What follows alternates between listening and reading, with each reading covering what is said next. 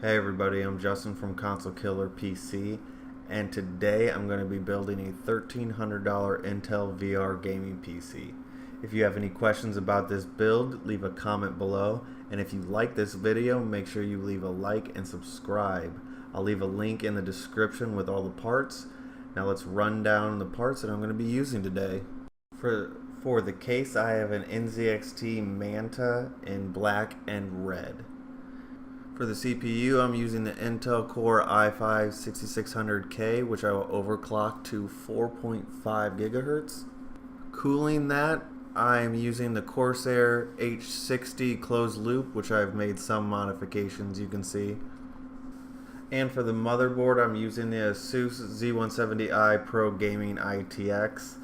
It's a pretty cheap ITX motherboard, but it packs a punch. It is a great deal if you want to go ITX. And for RAM, I have two 8 gig sticks of T-Force Vulcan DDR4 2400. Got a good price on Newegg, so check out Newegg. For storage, I went with PNY's 120 gigabyte solid state drive. And for internal, I went with the Toshiba 1 terabyte 7200 RPMs. And for graphics card, I went MSI GTX 980 Gaming.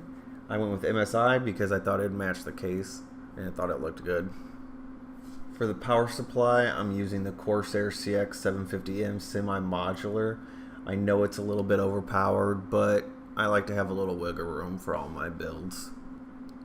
And I also installed 4 SP120 high performance fans. I do not recommend these if noise is a problem for you.